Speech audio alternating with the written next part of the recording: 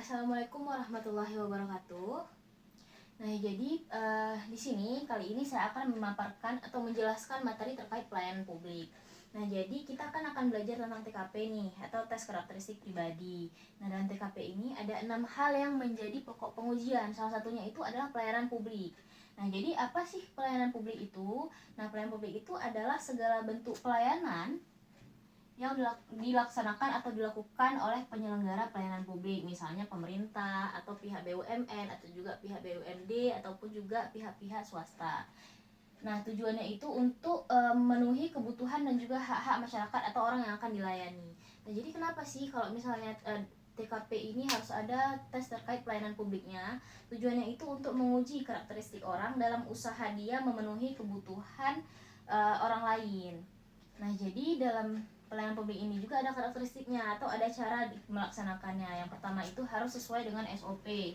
Nah, SOP atau standar operasional ini berupa aturan, prosedur, dan juga wewenang. Jadi kita itu nggak boleh menyalahi aturan, nggak boleh juga menyalahi prosedur, nggak boleh lompat-lompat prosedur, dan juga nggak boleh juga menyeleweng dari wewenang yang seharusnya. Yang kedua itu ada efektif dan efisien, yaitu dapat menyelesaikan masalah tapi tetap tidak ribet, harus gercep dan sesuai dengan tujuan yang ingin dicapai. Yang ketiga itu ada effort atau penuh dengan usaha. Yang keempat itu ada memahami kondisi orang yang akan dilayani, karena bisa jadi kita melayani anak-anak, bagaimana jika kita melayani orang tua, bagaimana jika kita melayani orang yang sakit. Tentu harus punya karakteristik atau cara yang berbeda.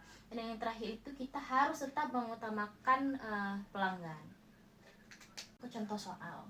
Jadi soalnya adalah Anda seorang petugas loket, yang mana petugas loket ini merupakan seorang pelayanan publik.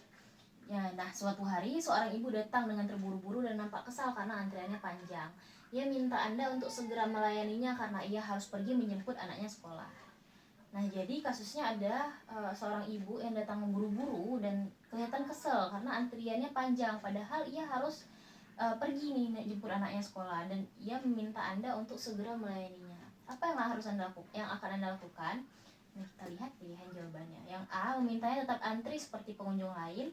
Yang B, melayaninya lebih dulu karena ia tampak sangat membutuhkan. Yang C, menjelaskan prosedur antrian dengan ramah dan menawarkan solusi jika memungkinkan, misalnya mengisi formulir sambil menunggu atau memberi informasi terkait layanan online. Dan D, mengabaikannya tapi tetap melayani sesuai aturan. Mana yang lebih tepat? Jawaban yang paling tepat itu adalah jawaban yang C. Tapi sebelum ke C, mari kita bedah jawaban yang lain dulu. Yang A, kenapa yang A kurang tepat? Memintanya tetap antri seperti pengunjung lain. Nah, tujuan kita atau fungsi kita sebagai pelayan publik adalah untuk memenuhi kebutuhan orang lain.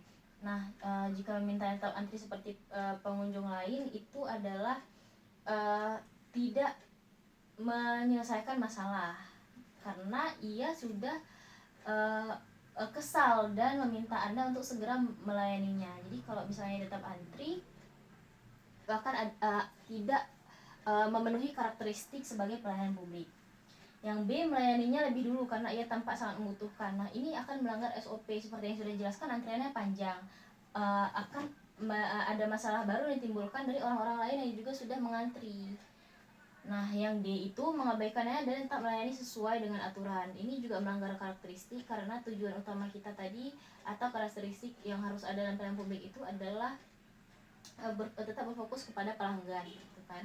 Nah, jadi kalau kita mengabaikannya berarti kita tidak memiliki sifat sebagai seorang pelayan publik atau tidak memiliki sifat profesionalisme sebagai seorang pelayan publik. Jadi yang paling tepat itu adalah C, yaitu menjelaskan prosedur antrian dengan ramah sesuai dengan wewenang kita sebagai petugas loket dan menawarkan solusi jika memungkinkan, misalnya mengisi formulir sambil menunggu. Itu merupakan solusi yang lebih efektif dan efisien. Jadi ketika sudah sesuai antriannya, ketika dia maju, tinggal menyerahkan formulir aja, nggak perlu untuk mengisi formulir yang makan waktu lagi atau memberi informasi terkait layanan online. Jadi kita kasih informasi layanan online yang memungkinkan dia untuk mengisi formulirnya di rumah atau mengisi formulirnya terlebih dahulu sebelum mengantri atau datang ke loket.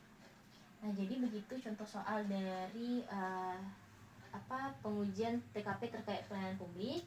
Semoga dapat dimengerti. Lebih dan kurangnya saya mohon maaf. Wassalamualaikum warahmatullahi wabarakatuh.